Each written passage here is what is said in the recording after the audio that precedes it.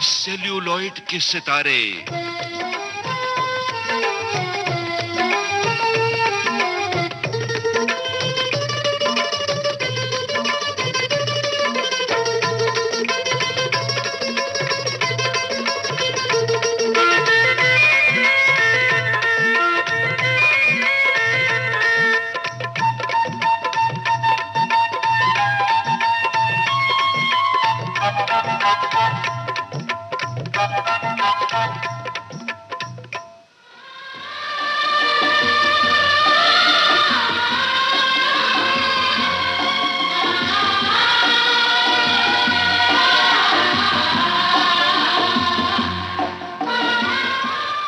Celluloid के सितारे इस प्रोग्राम में इस बार हम आपको मिलवा रहे हैं हिंदी फिल्म जगत के सुप्रसिद्ध वरिष्ठ निर्माता निर्देशक श्री बलदेव राज चोपड़ा से, जो फिल्मी दुनिया में B.R. चोपड़ा के नाम से मशहूर हैं।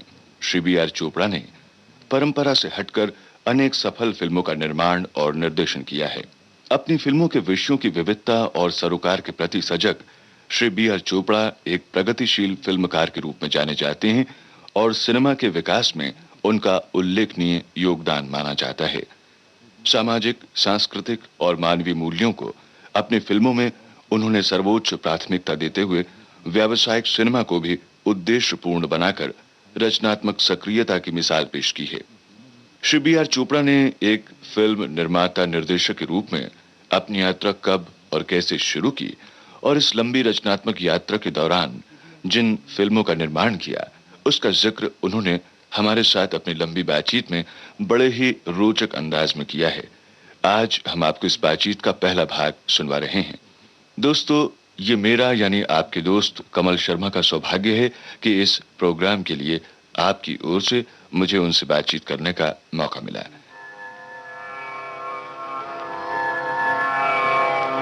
कर्मण्येवाधिकारस्ते मा फलेषु कदाचन मा कर्मफलहेतुर्भूः मा ते संगोऽस्त्विकर्मणि। बलदेव जी, विविध भारती के इस कार्यक्रम में आपका बहुत बहुत स्वागत है। नमस्कार। प्यारे श्रोताओं को मेरा प्यार भरा नमस्कार। बलदेव जी, हमारे श्रोता जो आपकी फिल्मों के दर्शक भी हैं, उनकी ये जानने की ख्वाहिश होगी कि उनके प्रिय निर्माता निर्देशक ने अपना ये फिल्म का सफर जो है कब और कैसे शुरू किया। लंबी कहानी है, मगर सुनिए। मैं अपनी लाइफ को स्टार्ट किया as a film journalist. College के दिनों में भी लिखा करता था फिल्म, बहुत से फिल्म पेपरों में। उसके बाद 1938 में मैंने एक पेपर एक पार्टनरशिप में शुरू किया, उसका नाम था सिने हेरल्ड। वो पेपर लकीली भगवान की मेहर थे, समझिए, दोस्तों की मदद से समझिए, आप लोगों के प्यार से समझिए, वो कुछ बड़ा ही पॉपुलर हो गया और देखते देखते 6 महीने के अंदर ही वो टॉप में आ गया।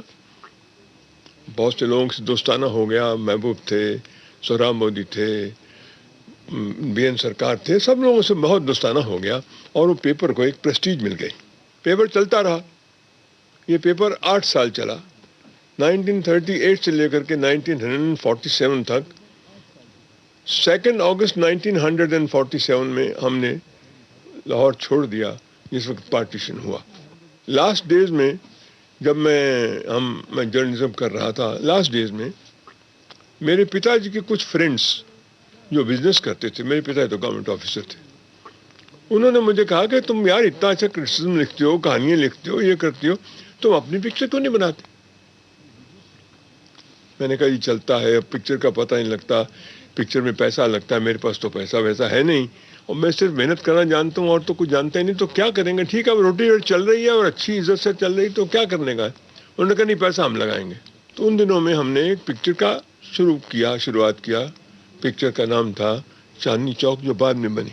तो उस पिक्चर में पहली बार आपको मैं बताऊं, खयाम जो आज का इतना मशहूर म्यूजिक डायरेक्टर है, उस वक्त मेरे पास असिस्टेंट में काम किया 6 महीने तक।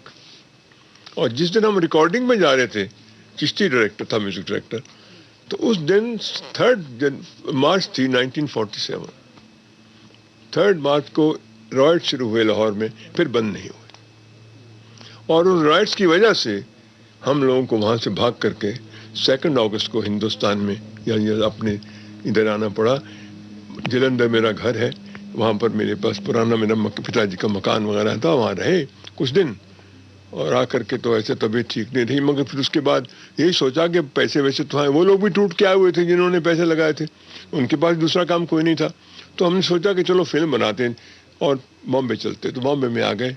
वो सब्जेक्ट तो बनाया नहीं ना चांदनी चौक, क्योंकि वो तो एक वो ग्लैमरस एंड कॉस्ट्यूम पिक्चर था, तो वो बना नहीं सके थे।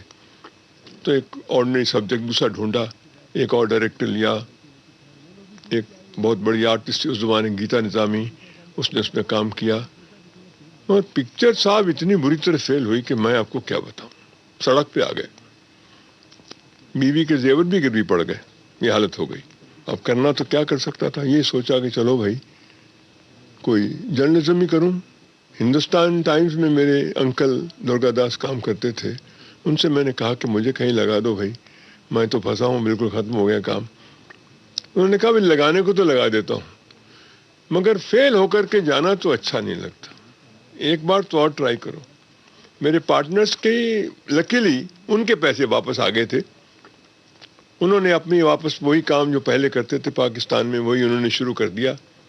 तो एक तरफ से मेरा मन जो था वो ये हो गया कि ये तो हो गया, लग गया, मेरे पे बोझ नहीं रहा। मगर पिक्चर बनाऊं तो कैसे बनाऊं? पिक्चर के लिए तो पैसा चाहिए, सपोर्ट चाहिए, कुछ चाहिए। तो उस ज़माने में बॉम्बे में एक जगह होती थी पेरिसियन डायरी। फिल्म के आदमी, ज़्यादातर फिल्म के आदमी मेरे जैसे बेकार चाय वाय पीने के लिए जाया करते थे। मैं भी जाया करता था शाम को टाइम काटने के लिए और लोगों को मिलने मिलाने के लिए, और ये भी सोचने के लिए कि कोई रास्ता दिखता है कहीं। कि एक दिन IS जौहर, जो मैं लाहौर से जिसे जानता था, वो आया। क्या कर रहे हो चोपड़ा? मैं क्या करूं, पहली पिक्चर बनाई थी, फेल हो गई और अभी कुछ समझ नहीं लगती क्या करूं। कहता भी उस पिक्चर का क्या फर्क पड़ता है, कोई उसमें तुमने डायरेक्ट थोड़ी की थी, वही होती पिक्चर फेल हो जाती। तुम एक काम करो, स्टोरी ले कोई। मैंने कहा नहीं, स्टोरी नहीं ली अभी तक कोई, कम से कम कुछ स्टार्ट तो करो कुछ। तो मुझे ले गए वो CCI में और वहाँ हमने उनकी स्टोरी सुनी। वो स्टोरी मुझे बहुत अच्छी लगी और मैंने उसी वक्त उसको कुछ 500 रुपये दिया। मैंने कहा ये लो, बाकी तो मैं शुरू करने के बाद दूंगा। उन्होंने कहा कोई बात नहीं, मगर बनाऊँ कैसे? स्टोरी है तो पैसा नहीं है। कि एक दिन फिर यही एक मिरेकल हुआ, भगवान का जैसे एक चमत्कार होता है वो हुआ।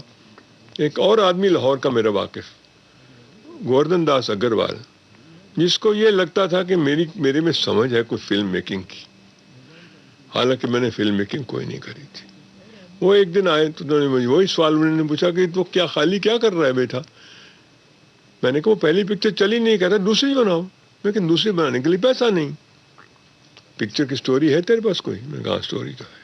मैंने कहा बताओ फिर क्या करना है? कहते तो कुछ करना क्या है, मैं तो पैसा लगा रहा हूँ, लगाऊंगा, अब बनाइए पिक्चर। मैंने कहा एक बात याद रखना, पैसा लौटाने के लिए मेरे पास कुछ नहीं है।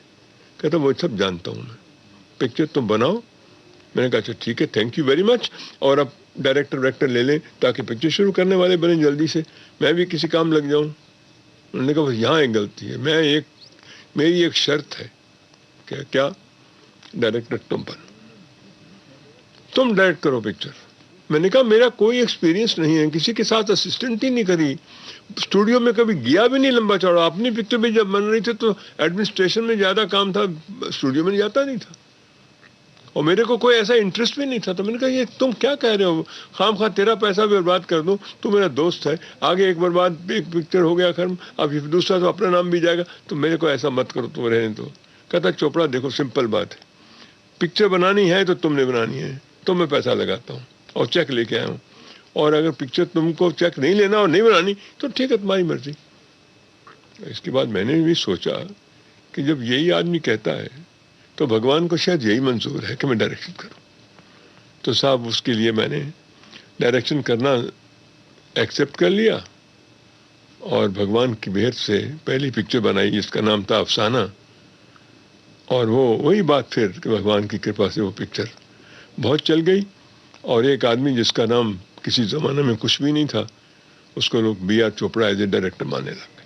चोपड़ा साहब, बीआर का जो बैनर है वो बहुत ही अलग किस्म की फिल्मों के लिए जाना जाता है। बहुत ही प्रोग्रेसिव ऐसी विषय आपने लिए हैं, अपने समय में बिल्कुल हट करके नए नए विषयों को छुआ है।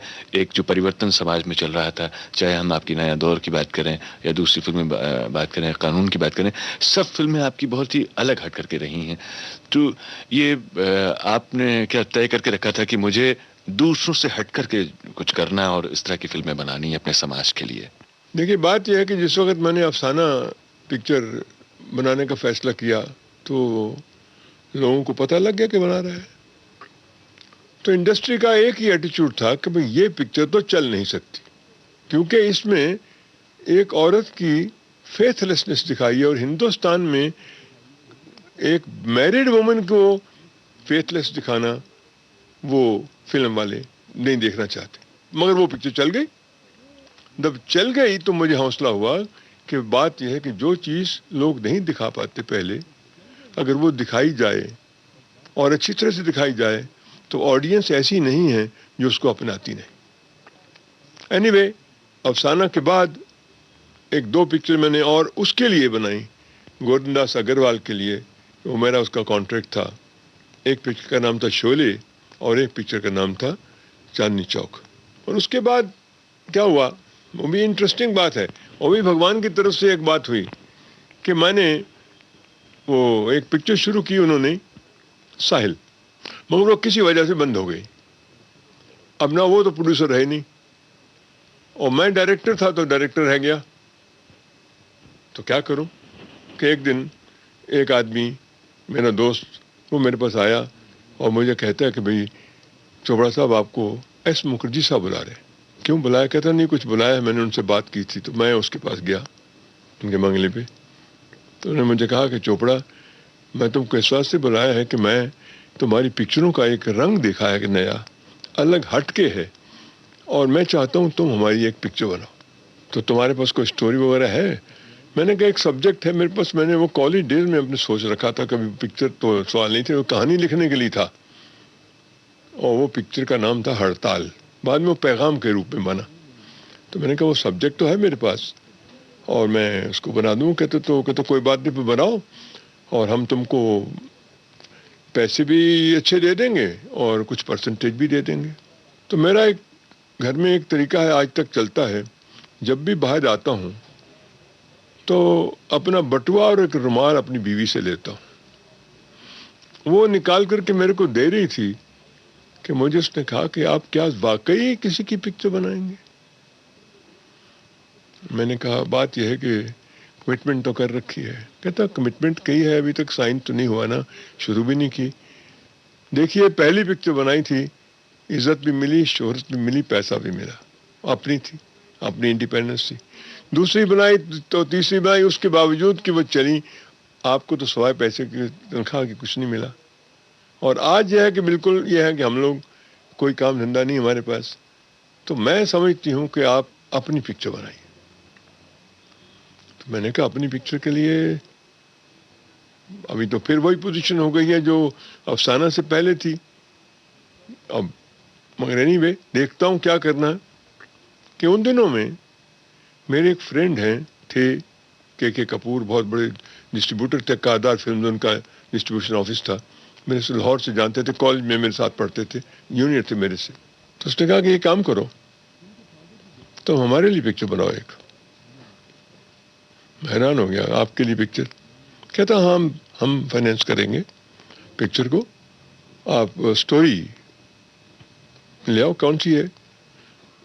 और मैंने कहा ठीक है, मैं देखता हूँ, अगर कोई स्टोरी हाथ में आई तो देख लेंगे।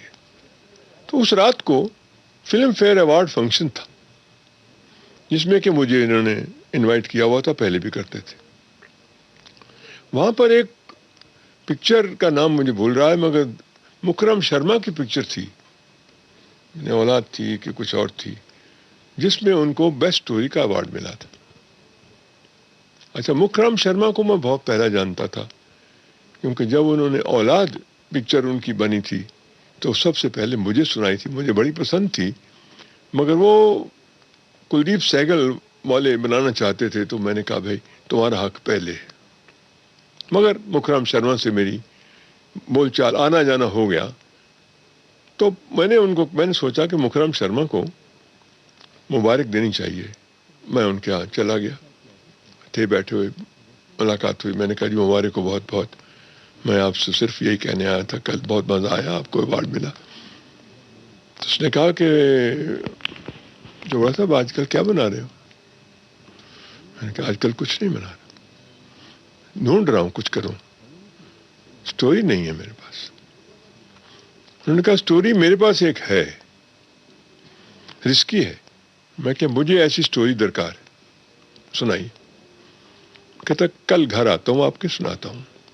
वही बात हुई जो आइस जौहर से हुई थी, वो स्टोरी मेरे घर पे आए, मुझे सुनाई, मुझे बहुत अच्छी लगी। मैंने उनको उसी वक्त पैसे दिए थोड़े से, और वो स्टोरी मैंने ले ली। और स्टोरी साहब मैं लेकर के गया एक दिन इनके पास, कपूर साहब के पास। तो मैंने कहा भाई मैं स्टोरी मैंने सुनी है, आपको कैसी लगती? तो उन्होंने कहा कि बहुत अच्छी स्टोरी है, इसको प्लान कर लो।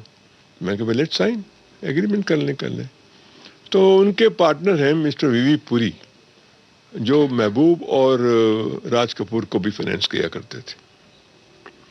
तो उनसे मेरी मुलाकात हुई और उन्होंने कहा कि साहब ये स्टोरी कहता बहुत अच्छी, तो अच्छी होगी, तो बनाइए इस पिक्चर को और हम एग्रीमेंट कर लेते हैं। तो उन्होंने कुछ एग्रीमेंट बना करके मेरे सामने रख दिया, 22-23 सफ़े का। तो मैंने साइन कर दिया। कहते पढ़ा नहीं आपने? मैं क्या पढ़ा क्या है? आपने लिखा होगा कि हर चीज़ मेरी आपने गिरवी रख ली होगी, और मैं क्या बनाऊँ, पिक्चर बनाना, और मुझे चाहिए था कि पिक्चर फिल्म बनानी है। तो मुझे अपने आप में इतना भरोसा है कि आपको मैं दगा नहीं दूंगा, पिक्चर बना लूँगा। इस वास्ते मैंने साइन कर दिया। उन्होंने मुझे उसी वक्त कोई पता नहीं 50-60 हज़ार रुपया दे दिया, और मैंने वो पिक्चर बनाने का फैसला कर लिया। बन गए। उस पिक्चर का नाम जो बनाया उसका नाम था एक ही रास्ता, और वो उस वक़्त से BR फिल्म्स की पहली पिक्चर थी। क्योंकि जो पिक्चर अफसाना बनी थी वो किसी और बैनर के अंडर बनी, श्री गोपाल पिक्चर्स के नाम पे बनी थी, जो मेरे पार्टनर्स का नाम था उनकी फर्म का। एनीवे पिक्चर कंप्लीट हो गई। तो मुझे एक दिन पता लगा कि मेरे फाइनेंशियर ने, मिस्टर वीवी पुरी ने, कुछ आदमियों को बुला करके पिक्चर दिखाई। उनमें से महबूब साहब थे, मेरे बहुत प्यारे दोस्त, कारदार, उसके बाद एक मिस्टर RC तलवार थे, प्रोड्यूसर थे, दिलीप साहब थे, और मेरे राइटर ये अपने सुल्तानपुरी मजरू साहब, वो उसमें थे। तो ये पिक्चर उन्होंने देखी। तो मजरू साहब शाम को मेरे पास आए, तो मुझे कहते हैं कि भाई पिक्चर तुम्हारी इन लोगों ने देखी है, और इन लोगों का एक यूनाइटेड डिसीजन था कि ये पिक्चर बॉक्स ऑफिस पॉइजन है, ये चलने वाली पिक्चर नहीं। तो मेरे ये जो फाइनेंशियर थे अगले दिन मेरे पास आए और मुझे कहते हैं कि साहब अगर आप टाइम हो तो आप ज़रा हमारे पास आइए। शाम को उनके पास गया तो क्या देखता हूँ कि पाकिस्तान के 2 गाने, हम भी पढ़े रहो, बड़ी मशहूर गाना था वो, एक और गाने सुनाए उन्होंने। कहते आप ये गाने सुनते हैं? मैं कहाँ सुनते, कैसे हैं? बहुत अच्छे हैं। कहते ये गाने डाल दीजिए अपनी पिक्चर में। मैंने कहा साहब बात यह है कि आप जो कहें वो जो आप कहते हैं सच है, क्योंकि आपके पास ओपिनियन कुछ ऐसे आदमी के पास गई जो कि बहुत ही बड़े आदमी हैं, बहुत बड़े प्रोड्यूसर हैं, और वो कहते हैं कि ये बॉक्स ऑफिस पॉइजन है, तो उनका एक्सपीरियंस, तो उनके बारे में तो नेचुरली आपको फेथ होगा। मगर मैं ये फील करता हूँ कि मैं ये पिक्चर को कोई बदलना नहीं चाहता, क्योंकि इस पिक्चर का जो बेस है वो स्टोरी है, और स्टोरी के ऊपर मैं गाने दूसरे डाल दूँ तो स्टोरी भी ख़त्म हो जाएगी, तो मैं बदलना नहीं चाहता। तो उन्होंने कहा ठीक है, थोड़ा सा फिर क्या करेंगे, अगला पिक्चर आपका हमने एक साइन किया है, 2 पिक्चर इकट्ठा किया था साइन, तो अगर यही नहीं चली तो फिर उसका तो फिर कुछ होगा नहीं हमारा। मैंने कहा वो आपका हक है, मैं उस बारे में आपको कुछ नहीं कहता। ये क्यों भगवान ने मुझे ये ताकत दी आज तक पता नहीं। अगले दिन मैं ऑफिस में गया, जितना अपना स्टाफ था उसको 1 महीने की तनख्वाह दे के नोटिस दे के बंद कर दिया कि भाई अब क्या करूँगा, पता नहीं चले नहीं चले। मगर पिक्चर उसी महीने में चलने वाली थी जिस दिन रिलीज़ हुई पिक्चर। ये पहली पिक्चर थी जो इन्होंने डर के मारे, प्रोड्यूसर डिस्ट्रीब्यूटर ने, कि ये पिक्चर नहीं चलेगी, तो उन्होंने ज़्यादा सिनेमा में लगा दी। उस ज़माने इतने सिनेमा में लगती नहीं थी पिक्चरें, एनीवे कपूर साहब के ऑफिस गए। कपूर साहब ने कहा कि भाई एक मुबारक देता हूँ कि पहली बार ये मौका हुआ है कि 8 सिनेमा में पिक्चर लगाई है, सारे के सारे शो फुल है और रात के शो भी फुल हो गए, दिन के भी फुल हो गए। बहुत मैंने कहा पसंद आई कि नहीं पिक्चर? कहता भाई शो फुल होता है तो पसंद आती तो फुल होता है। यानी वो पिक्चर बहुत चली, लोगों ने एक्सेप्ट किया। फिल्म वाले जर्नलिस्ट थे, उन्होंने इस पिक्चर के बारे में ये कहा कि बड़ी ब्रेव पिक्चर है, बड़ी हिम्मत करके बनाने वाली पिक्चर है। मगर सबसे बड़ी बात क्या हुई साहब कि उस पिक्चर के बनाने के बाद मैं दिल्ली गया, दफ्तर में बैठा हुआ था, एक दिन पता लगा कि भाई मिस्टर देशमुख थे ना हमारे फाइनेंस मिनिस्टर, तो उन्होंने उनको मेरे फाइनेंशियर्स को बोला कि हम चोपड़ा साहब से मिलना चाहते हैं। मैंने कहा कहाँ मिलना है? उन्होंने कहा भाई ओडियन सिनेमा के बाहर, और ख़त्म होने के बाद हम उनको मिलेंगे। तो मैं मिलने गया तो उसने साहब सच बात है, मैं क्या बताऊँ आपको, इतना बड़ा आदमी गले से लगा लिया। कह रहा साहब बहुत दिन के बाद ऐसा लगा कि एक नई किस्म की पिक्चर बनाई है, एक नया रंग है इसमें, अंदर एक मैसेज है, एक सब्सटेंस है, एक सोशल सिग्निफिकेंस है पिक्चर की। मैं आपको मुबारक देने के लिए बाहर खड़ा हूँ। बस यही, जिन लोगों ने, जो मेरे प्रोड्यूसर मेरे फाइनेंसर थे, तो मुझे उन्होंने एक चाबी पकड़ा दी। तो मैंने कहा भाई ये क्या? कहता साहब अपनी गलती को सुधारने के लिए और आपके ये बताने के लिए कि अगर हम गलती कर देते तो शायद पिक्चर बिगड़ जाती, और आज चल गई है। एक कार प्रेजेंट कर रहा हूँ आपको इसके लिए, और एक कार, डॉज कार मुझे एक बड़ी प्रेजेंट की, जिसके कि मैं उनका बहुत ही आभारी हो गया। और उसके बाद वो चलता रहा। अब वो जो उनको ख्याल था कि ये बंद हो जाएगा, वो सिलसिला बंद नहीं हुआ, और वो फाइनेंशियल भी पूरी हमारे साथ को 22 साल रहे। ये तो ऐसी ही प्रेरणादायक एक तो कहानी आपने बताई कि अगर आदमी को अपने ऊपर विश्वास हो और भरोसा हो अपनी प्रतिभा पर, तो वो जरूर उसका वक्त का सामना करना भी उसके लिए मुश्किल नहीं होता। विश्वास की वजह से तो काम करता है, इतना तो ठीक है, मगर विश्वास के साथ ऊपर वाले की मेहर चाहिए, ऐसे काम होता नहीं। मैं मानता हूँ, मैं गीता का बहुत ही हूँ, ये शुरू से ही गीता मेरे स्कूल के करिकुलम में था, गीता सार इन संस्कृत में, संस्कृत पढ़ा हूँ मैं। तो उस वक्त से मेरे को पता है कर्मण्येव अधिकारस्ते मा फलेषु कदाचन, मगर मैं हमेशा कहता था कर्म तो कर रहा हूँ, फल तो मेरे हाथ में नहीं हो सकता, फल आशा करूँ ना करूँ मेरे हाथ में तो नहीं है। तो इसी वास्ते मैं ये कहना कि मेरे को विश्वास है, मगर विश्वास उनसे तो काम नहीं चलता, रिजल्ट तो नहीं आता, रिजल्ट तो ऊपर हाल के हाथ में। और ऊपर वाला जो है वो भी एक बहुत ही गजब का, किसको सिर्फ बादशाह बना दे क्या कर दे उसे डिपेंड करता है। और मैं आज फील करता हूँ कि फिर वो उसने सेकंड टाइम मेरे पे हाथ, सिर पे हाथ रखा, और मेरे को एक बहुत अच्छा एक्सेप्ट करवा लिया लोगों ने कि अच्छा डायरेक्टर है, सेकंड टाइम पिक्चर के लिए दिखाइए। वैसे आपने कहा कि भाई लोगों को ये मनवा दिया कि मैं एक अच्छा डायरेक्टर हूँ। इस वक्त हम चाह रहे हैं आपसे कि इतनी दिलचस्प बातचीत के बाद में आप प्यारा सा कोई गीत। सामने सलोने आज दिन बाहर के,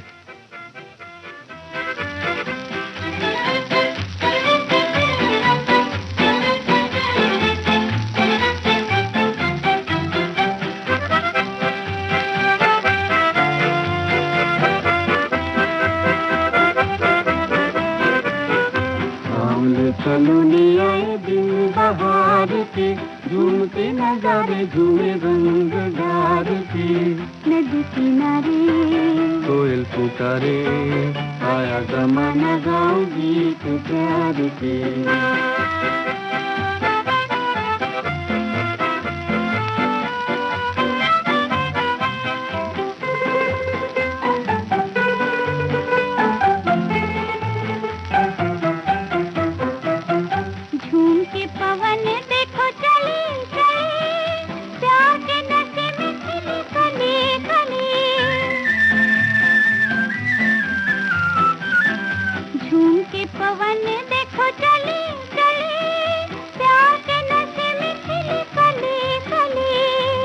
फूलों के दर पे ये भंवरा पुकारे, फूलों के दर पे ये भंवरा पुकारे, आए दीवाने तेरे इंतजार के। सामले सलोने आए दिन बहार के, झूमते नजारे झूमे रंग डार के। नदी किनारे कोयल पुकारे, आया जमाना गाओ गीत प्यार के।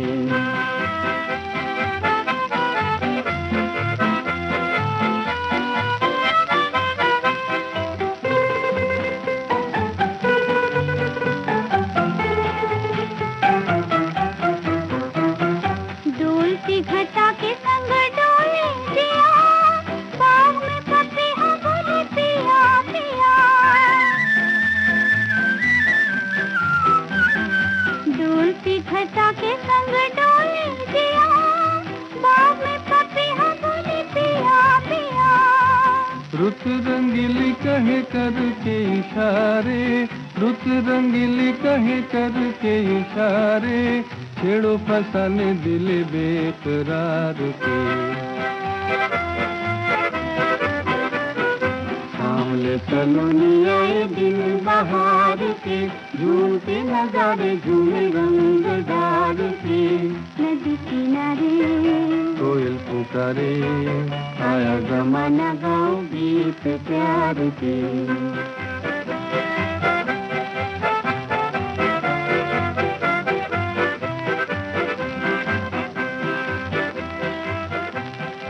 अभी हम बात कर रहे थे विषयों की, और समय समय पर आपके बैनर ने ऐसे ऐसे विषय उठाए हैं जो बहुत ही अछूते हैं रहे।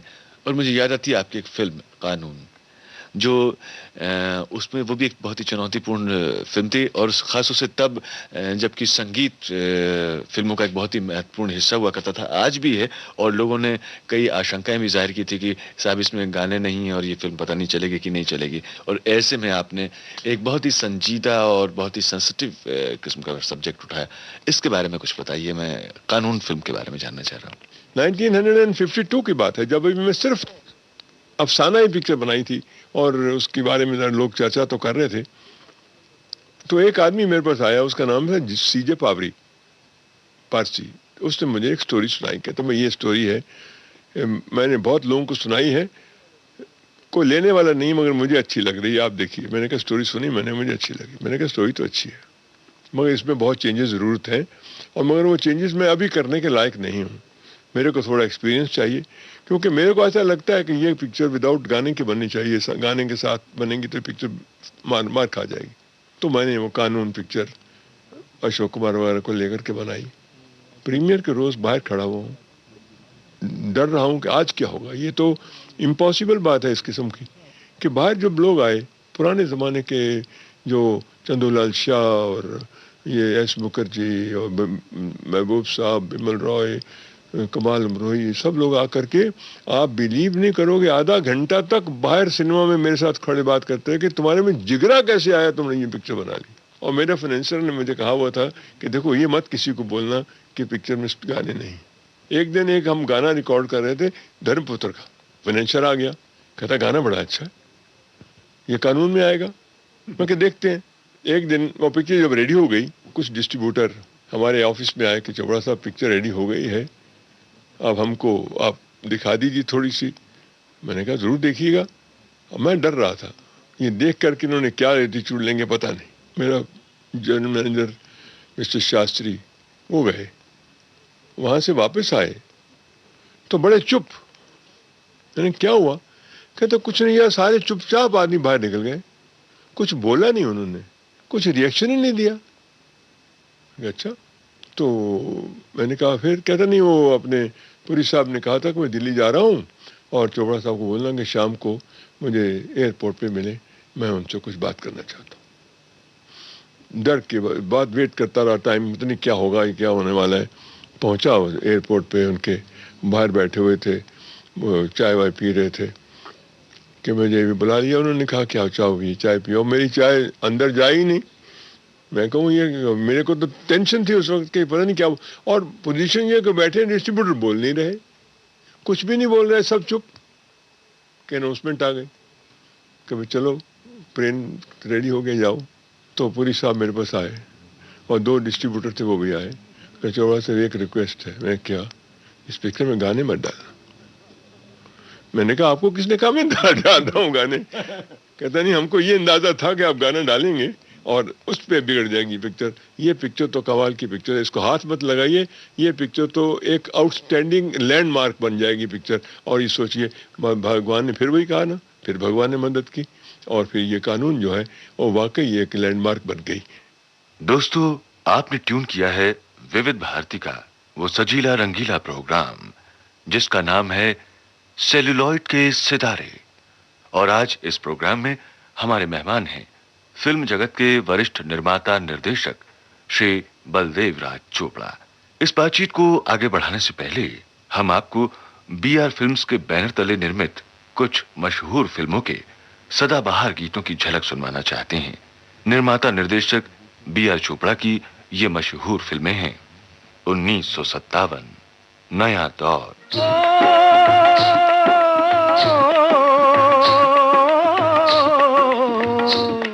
ये देश है वीर जवानों का, अलबेलों का, मस्तानों का, इस देश का यारो, इस देश का यारो क्या कहना, ये देश है दुनिया का गहना।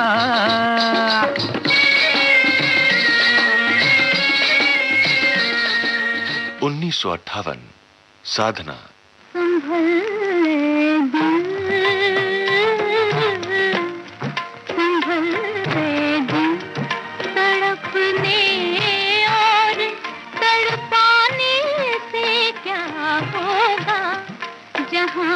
बसना नहीं मुमकिन, वहाँ जाने से क्या होगा, संभल ले दिल। 1959, धूल का फूल, तू हिंदू बनेगा न मुसलमान बनेगा, इंसान की औलाद है इंसान बनेगा। तू हिंदू बनेगा न मुसलमान बनेगा, इंसान की औलाद है इंसान बनेगा। 1961, धर्मपुत्र, मैं जब भी अकेली होती हूँ, तुम चुपके से आ जाते हो और झांके मेरी आँखों में बीते दिन याद दिलाते हो, बीते दिन याद दिलाते हो। 1963, गुमराह, इन हवाओं में, इन फिजाओं में, इन हवाओं में, इन फिजाओं में, तुझको मेरा प्यार पुकारे, आजा आजा रे, तुझको मेरा प्यार पुकारे हो। 1965, वक्त, ऐ मेरी ज़ोहरा जबी, तुझे मालूम नहीं, तू अभी तक है हंसी और मैं जवान, तुझ पे कुर्बान मेरी जान मेरी जान। ऐ मेरी ज़ोहरा जबी, तुझे मालूम नहीं, तू अभी तक है हंसी और मैं जवान, तुझ पे कुर्बान मेरी जान मेरी जान।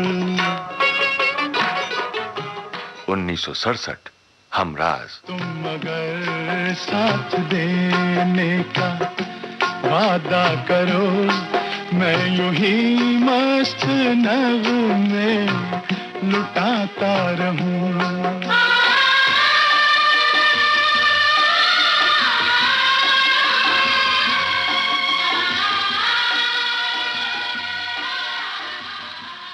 चोपड़ा जी, नया दौर, नया दौर जिस फिल्म का जो टाइटल है अपने आप में उसी से पता चलता है कि एक जो जमाना बदल रहा है। हम चाह रहे हैं कि एक तो उस फिल्म के बारे में बताइए और फिर कोई गाना उसी फिल्म से। मैं आपको अपने इसके बारे में खास बात बताना चाहता हूँ कि मैं एक ही रास्ता के बाद किसी स्टोरी की तलाश में था। मेरे मतलब की स्टोरी हाथ में नहीं आ रही थी कि एक दिन मैं श्री साउंड स्टूडियो में कहीं गया किसी काम से, वहाँ पर मुझे मिर्ज़ा साहब मिल गए, F.A. मिर्ज़ा, ये सईद मिर्ज़ा के बाप। वो मुझे मिले, मेरे पुराने दोस्त थे तो उन्होंने मुझे कहा कि चोपड़ा क्या कर रहे हो आजकल? मैं कुछ नहीं यार, आजकल अभी सोच रहा हूँ कोई स्टोरी मिल जाए। कहता मेरे पास एक स्टोरी है। अच्छी, सुनेंगे आप? मैं यार कल संडे आ जाओ, खाना भी मेरे साथ खाओ, स्टोरी सुन लो। कहता सुना देंगे। कहता आया, म्यूजिकल स्टोरी सुनाई, उसमें भी बहुत बड़ा सोशल पर्पस था, मुझे अच्छी लगी। मैंने कहा ये ली स्टोरी आपकी।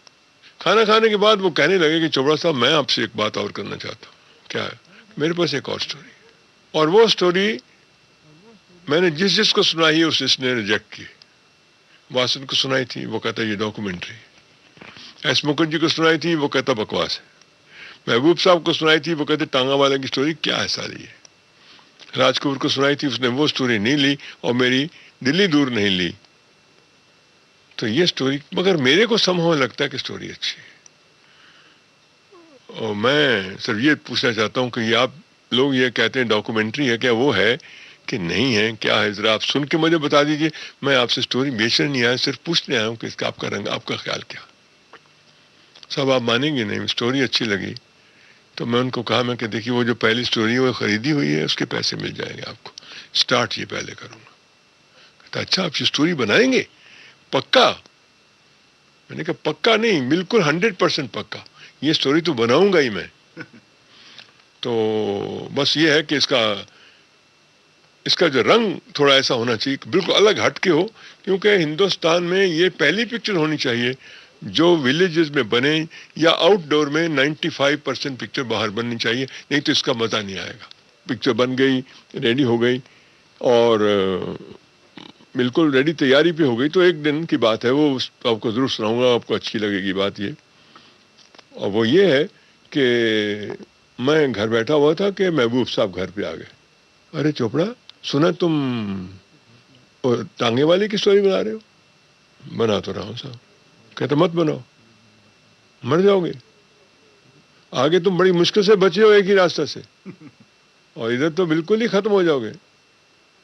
मैंने कहा साहब खत्म होना ना होना तो मेरे हाथ में नहीं है, वो तो ऊपर वाले के हाथ में है, मगर पिक्चर तो वही बनाता है जो आदमी को अपने को अच्छी लगे। तो उस जमाने में वी ऑल थॉट कि ये पिक्चर अगर लिबर्टी में चले तो बहुत मज़ा आए। साहब उस पिक्चर में लिबर्टी ने अभी तक का रिकॉर्ड है, एक सीट खाली नहीं 10 हफ्ते। तो उसके बाद मेरे को हमारा सिल्वर जुबली थी। सिल्वर जुबली पहली पिक्चर थी जो 2 सिनेमा में सिल्वर जुबली हुई बॉम्बे में। तो महबूब साहब का फ़ोन आया कि भाई तेरी सिल्वर जुबली है, तेरा चीफ गेस्ट कौन है? मैंने कहा अभी फैसला नहीं किया। कहता चीफ गेस्ट तुम्हारा मैं हूँगा आज। बहुत मेहरबानी। आ गए, आकर के बैठे रहे और उसके बाद उन्होंने जब हम हार वार पहना करके उनको लेके गए डाइस पे, तो वही रास्ते में कहने लगे मुद्दई लाख बुरा चाहे तो क्या होता है, होता वही है जो मंजूर खुदा होता है। और वहाँ पूछता, कहता खुदा ने इसकी मदद की है बहुत ज़्यादा। ये पिक्चर मुझे बिल्कुल पसंद नहीं थी, मगर इस आदमी का जिगरा, इस आदमी की हिम्मत, इस आदमी की ताकत, ये पिक्चर बना ली इन्होंने। और आज मैं मुबारक देने के लिए इस बात से स्पेशली कहा था कि मैं आऊँगा और ये कहूँगा कि मुझे ये कहानी पसंद नहीं थी और इसने इसमें मेरे कहने के बावजूद इसने पिक्चर बनाई, इसके वजह इसकी मैं इसकी हिम्मत की दाद देता हूँ और वो दाद देने के लिए आया हूँ और मुबारक देने के साथ ये बात उन्होंने कही उस वक्त। इसी फिल्म का क्यों ना एक गीत आप सुनवाइए। जरूर सुनिएगा। इसके गीत देखिए, मुझे इसके सारे गीत पसंद है, तो मैं क्या बताऊँ। उड़े जब जब जुल्फ़े तेरी तो बहुत ही नया है, बिकॉज उसमें दिलीप साहब और वैजंती वाला है। देश वीर जवानों का भी बहुत अच्छा है। अब क्या क्या बताऊँ, सारे गाने अच्छे थे उसके। तो लेकिन उसका एक गाना है बहुत ही जोशीला, वो गाना है आपका साथी हाथ बढ़ाना साथी रे। साथी हाथ बढ़ाना भी बहुत बढ़िया गाना है। वो गाना हमने रखा इसी वास्ते था कि हम एक मैसेज दे सकें, मिल करके जो काम हो सकता है वो एक आदमी नहीं कर सकता। साथी हाथ बढ़ाना, साथी हाथ बढ़ाना, एक अकेला थक जाएगा मिलकर बोझ उठाना।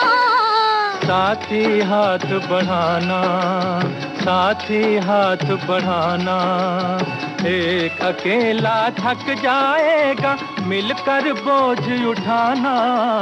साथी हाथ बढ़ाना, साथी हाथ बढ़ाना साथी रे, साथी हाथ बढ़ाना साथी रे, साथी हाथ बढ़ाना साथी रे।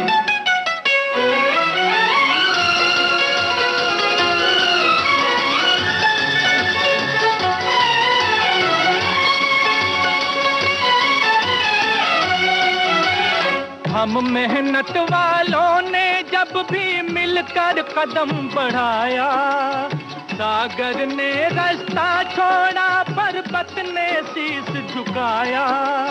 फौलादी है सीने अपने, फौलादी है बाहें, फौलादी है सीने अपने, फौलादी है बाहें। हम चाहें तो पैदा कर दें चट्टानों में राहें, हम चाहें तो पैदा कर दें चट्टानों में राहें। साथी हाथ बढ़ाना, साथी हाथ बढ़ाना, एक अकेला थक जाएगा मिलकर बोझ उठाना। साथी हाथ बढ़ाना, साथी हाथ बढ़ाना साथी रे, साथी हाथ बढ़ाना साथी रे, साथी हाथ बढ़ाना साथी रे।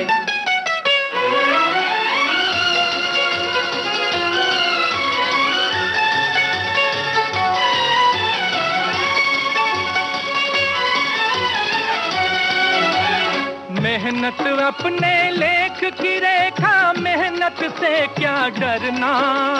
कल गैरों की खातिर की आज अपनी खातिर करना।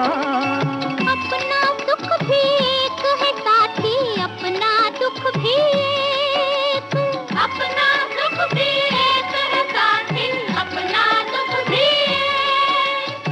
अपनी मंजिल सच की मंजिल, अपना रास्ता नेक, अपनी मंजिल सच की मंजिल, अपना रास्ता नेक। साथी हाथ बढ़ाना, साथी हाथ बढ़ाना, एक अकेला थक जाएगा मिलकर बोझ उठाना। साथी हाथ बढ़ाना, साथी हाथ बढ़ाना साथी रे, साथी हाथ बढ़ाना साथी रे, साथी हाथ बढ़ाना साथी। हर बार आप एक नए विषय को लेते थे जिसमें एक अनिश्चितता सी रहती थी कि पता नहीं कामयाबी मिलेगी या नहीं मिलेगी। उसके बावजूद आपने अपने स्वभाव को बनाए रखा, बदला नहीं, क्यों? बात यह कि आदमी अपना जब स्वभाव बना लेता है तो अगर बदलने लगे तो फिर ना वो रहता ना वो रहता। मेरा एक था एटीट्यूड था, आज से नहीं, बहुत पहला जब मैं कॉलेज में पढ़ता था। कॉलेज में पढ़ता था तो लिखता था मैं, फिल्म के पेपरों में कई बार लिखा। जो पहला आर्टिकल मैंने लिखा फिल्म के पेपर में, वो आज तक मुझे याद है, अराउंड द इंडियन स्क्रीन। उसमें मैंने ये लिखा कि आजकल क्या बना रहे हो, कुछ बात नहीं है, रोमांस कर देते हो, मिथोलॉजिकल कर देते हो। का दुनिया में इतना कुछ हो रहा है, इतने प्रॉब्लम पड़ रहे हैं, इतनी सोसाइटी में है, उसकी बात क्यों नहीं करते आप लोग? सोसाइटी चाहती है, सुनना चाहती है कि आप कुछ क्या कहना चाहते हो, क्यों नहीं करते? उस वक्त, जिस वक्त मेरी उम्र सिर्फ 20 साल की थी, ये मैंने उस वक्त कहा था। और वो मेरे ख्याल में एंगल मेरे अनकॉन्शियसली माइंड में रहा।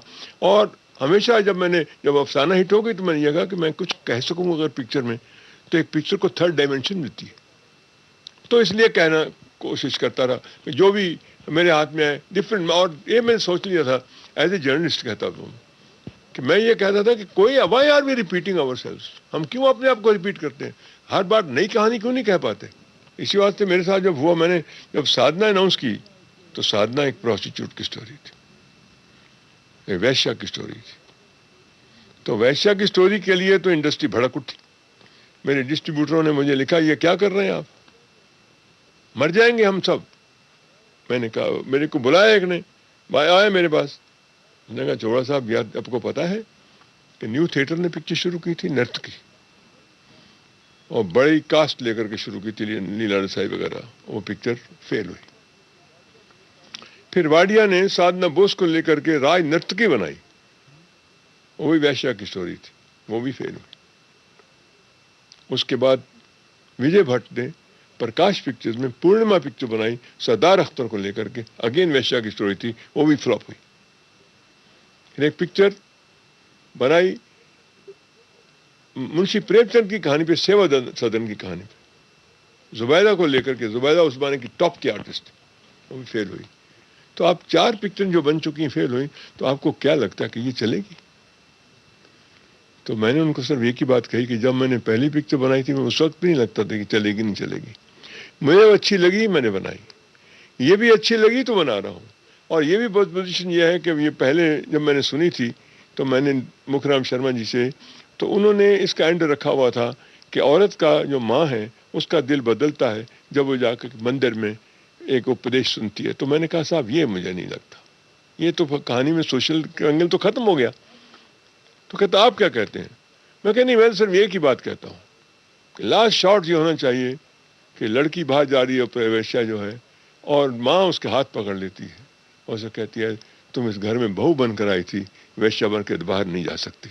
तो मैंने कहा मैं इस एंगल पे पिक्चर बनाना चाहता हूँ, मानो तो मैं ले लेता हूँ और मैं स्टोरी नहीं लूँगा। तो मैंने वो स्टोरी उसमें ली और आज साहब ये बात है कि वो स्टोरी जब मैं देखने जाता था तो मेरे आंख में आंसू आते थे, बिकॉज आप बिलीव नहीं करोगे वो पिक्चर रिलीज हुई थी मराठा मंदिर में, और उसमें मैं जब जाता था पर देखने के लिए इंटरवल में तो औरतों का तांता लगा होता था और बुरके वाली औरतें इतनी आती थीं कि मैं गिनना मुश्किल था, और 25 हफ्ते तक पिक्चर चलती चली गई और एक दिन भी और सब जगह अच्छी गई पिक्चर। तो इस वास्ते ये बात आपका कहना ठीक है, विश्वास अपनी जगह कि हमको विश्वास होगा तो अपनी पिक्चर बनाएंगे, कैसी बनेगी वो दूसरी भी पिक्चर बनाओगे उसका क्या पता। चोपड़ा साहब, आपकी फिल्मों के गाने भी जो हैं उनमें कहीं ना कहीं कोई मैसेज, कोई बात होती है क्या? वो आप इस तरह के गाने फोर्स करके, यानी कि या ऐसे कह करके अपने गीतकारों से लिखवाते थे, चाहे आपकी फिल्मों के गीत साहिर साहब ने लिखे हों चाहे और किसी गीतकार ने लिखे हों, लेकिन वो बात जो थी पूरी फिल्म की थीम जैसे उस गाने में डाल दी है? क्या है कि जब पिक्चर में थीम अच्छी हो तो गाने उसके साथ पकड़ लेते हैं उसको। मेरी पिक्चरों में जो गाने हैं वो एक डायलॉग को रिप्लेस करने के लिए थे, गाना फॉर गाना से कोई नहीं था मैंने कभी लिखा। कि जब मैंने साधना की स्टोरी फाइनल की तो मैंने साहिर साहब को कहानी बैठ करके सुनाई। कहता नहीं वो गाना एक आपने वो स्टोरी सुनाई ना तो मुझे गाना याद अभी इमीडिएटली आया मेरे ध्यान में और मैंने रात को बैठ कर लिखा। मैं चाहता हूँ वो गाना आप कैसे भी करके साधना में डाल दीजिए। मैं क्या बोलिए, आपका गाना होगा तो अच्छा ही होगा। तो वो गाना था औरत ने जन्म दिया मर्दों को, मर्दों ने उसे बाजार दिया, और मैं चाहूँगा कि साहिर साहब की याद में वो गाना जरूर सुनाया जाए। औरत ने जन्म दिया मर्दों को, मर्दों ने उसे बाजार दिया, जब जी चाहा नस्ला कुचला, जब जी चाहा धुतकार दिया, औरत ने जन्म दिया मर्दों को।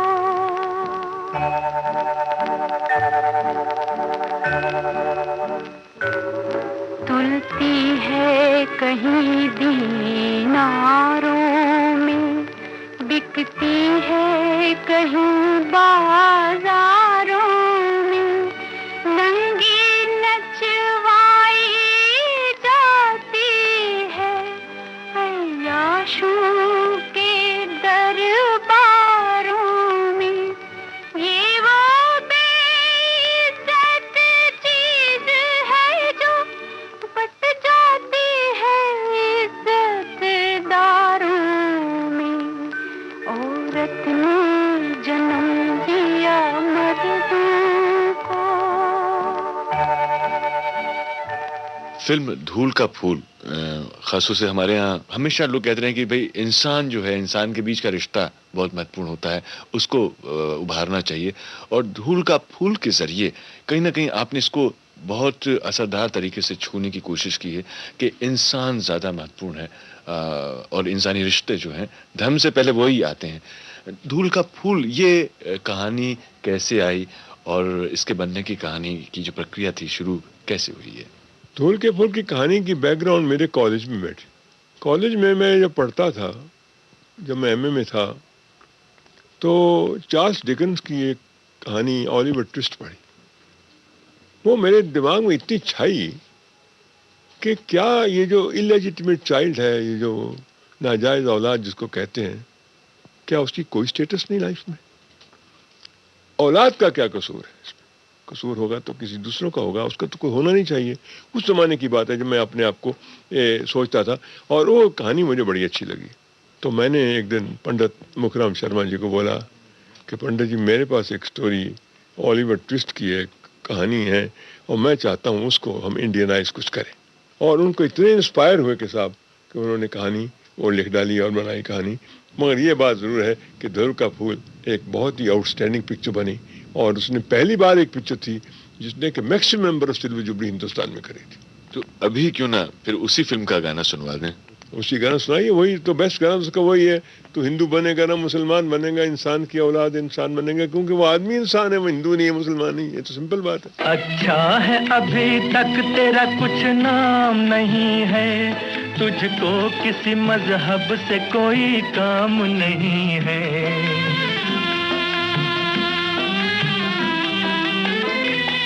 अच्छा है अभी तक तेरा कुछ नाम नहीं है, तुझको किसी मजहब से कोई काम नहीं है। जिस इल्म ने इंसानों को तकसीम किया है, उस इल्म का तुझ पर कोई इल्जाम नहीं है। तू बदले हुए वक्त की पहचान बनेगा, इंसान की औलाद है इंसान बनेगा। तू हिंदू बनेगा न मुसलमान बनेगा, इंसान की औलाद है इंसान बनेगा।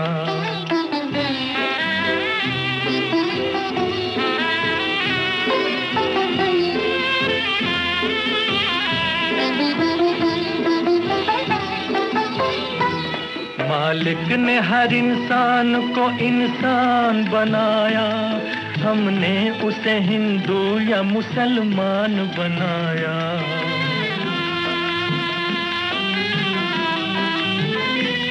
मालिक ने हर इंसान को इंसान बनाया, हमने उसे हिंदू या मुसलमान बनाया।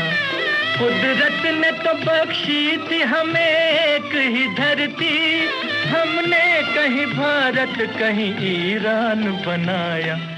जो तोड़ दे हर बंद वो तूफान बनेगा, इंसान की औलाद है इंसान बनेगा। तू हिंदू बनेगा न मुसलमान बनेगा, इंसान की औलाद है इंसान बनेगा। चोपड़ा साहब, कभी कभी कोई चीज़ हम पढ़ते हैं, कभी कोई घटना ऐसी होती है जो हमारी पूरी ज़िंदगी का रास्ता, उसकी दिशा बदल देती है। फिल्में भी ऐसी हैं। कभी आपकी फिल्में देख करके किसी की ज़िंदगी की दिशा बदल गई हो? ऐसे बहुत सारे लोग होंगे। मैं आपको एक किस्सा सुनाता हूँ। एक दिन मैं ऑफिस में गया सुबह सुबह, तो एक बूढ़ा सा आदमी बैठा हुआ था, पगड़ी पहने हुए। तो कह रहे चोपड़ा साहब, मैंने कहा साहब कुछ काम मेरे लिए हुक्म? कहता नहीं कुछ नहीं साहब, मेरे को एक 5 मिनट आपके अकेले में चाहिए, अगर आप दे सकें। कहता साहब मैं जयपुर का रहने वाला हूँ और वहाँ का एक हेडमास्टर हूँ, एक मेरी बेटी और एक हम, और कोई नहीं। बेटी की शादी हुई आज 1.5 साल पहले और उसके कोई 2-3 महीने के बाद उसके हस्बैंड की डेथ हो गई और टूट गई वो बेचारी। वो टूट गई, मैं भी टूट गया। समझ नहीं लगती थी कि क्या करें। एक दिन की बात है कि मेरा जो सेकंड मास्टर है, जो मेरा बहुत दोस्त था, वो आया। कहता भाई इतने देर तक पड़े रहोगे, कब तक पड़े रहोगे? जिंदगी जब तक जाएगी नहीं तब तक तो तुम कुछ कर नहीं सकते, और जब तक है उसके साथ तो कुछ तरह करना। कहता नहीं, किस बात पे जिंदा रहूं? इसकी शक्ल देखता तो मैं रोता हूँ, मेरे को रोते देखते तो ये रोती रहती है, क्या करें? कहता है नहीं भाई करें क्या? उसका तो मेरे पास कोई सोल्यूशन नहीं है, मेरे साथ आके एक पिक्चर देखिए। तो हमने कहा कि, कहता नहीं देखो हाँ ना नहीं करने का, पिक्चर दिखाने जा रहा हूँ, पिक्चर में क्या फर्क पड़ता है, फिर आकर रो लेना, इनमें क्या है? तो उस आदमी ने कहा कि साहब मैं रात को पिक्चर देखने गया, बीवी को बच्चे को ले गया, वो पिक्चर देखी। पिक्चर पे बड़ा असर हुआ मेरे पे, बड़ा असर हुआ। और घर में आके हमने अपनी मेरी बेटी को कहा, मैं कि बेटी वो तुमने गाना देखा था, न मुँह छुपा के जियो न सर झुका के जियो, गमों का दौर भी आए तो मुस्कुरा के जियो, तो ये गाना तुमने सुना कि नहीं सुना? कहती सुना गाना, असर भी हुआ। कहती असर नहीं हुआ, असर तो होगा। वो क्या? कहते इसका मतलब यही है, ये कहानी किसकी है? ये कहानी किस चीज़ की है? ये कहानी ये है कि एक औरत जिसने कि शादी की और उसके पति की डेथ हो गई, और ये वो बेचारी उसी बड़ी बेकार उस तरह बैठी थी जैसे तुम बैठी रहती। और ये गाना सुनने के बाद उसके बाप ने उसको कहा कि देखो ये गाना है और अब ये वक्त आ गया है, ये गाना ये कहता कि न मुँह छुपा के जीवन सच शादी कर लो।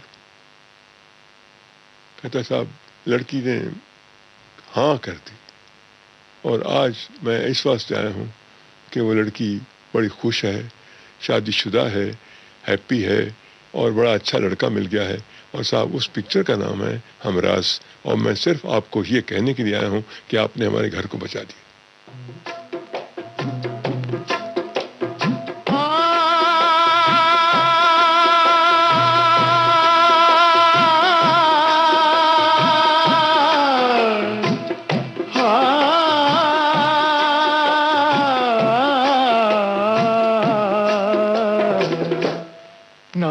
छुपा के जियो और न सर झुका के जियो, न मुँह छुपा के जियो और न सर झुका के जियो।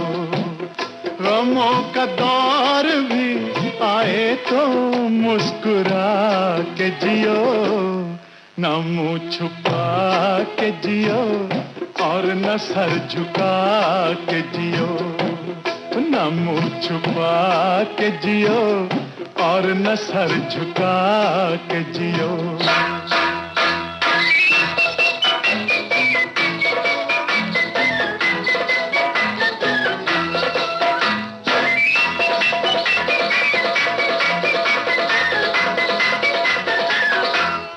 घटा में छुप के सितारे फना नहीं होते, घटा में छुप के सितारे फना नहीं होते।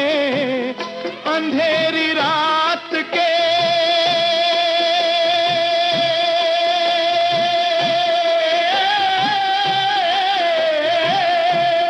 अंधेरी रात के दिल में दिए जला के जियो, न मुँह छुपा के जियो और न सर झुका के जियो। गमों का दौर भी आए तो मुस्कुरा के जियो, न मुँह छुपा के जियो और न सर झुका के जियो। सेल्यूलॉइड के सितारे। दोस्तों अभी आप सुन रहे थे फिल्म जगत के वरिष्ठ निर्माता और निर्देशक श्री बलदेव राज चोपड़ा से ली गई भेंटवार्ता पर आधारित इस कार्यक्रम का पहला भाग। अगले हफ्ते आज ही के दिन हम आपको सुनवाएंगे इसी प्रोग्राम का दूसरा और अंतिम भाग। चलने से पहले आपको ये बता दें कि सेल्यूलॉइड के सितारे कार्यक्रम का ये अंक आप तक पहुंचा विनय तड़वलकर के तकनीकी सहयोग से। संपादन गणेश शर्मा का था और इस कार्यक्रम को विविध भारती की ओर से आपकी सेवा में प्रस्तुत किया शकुंतला पंडित ने।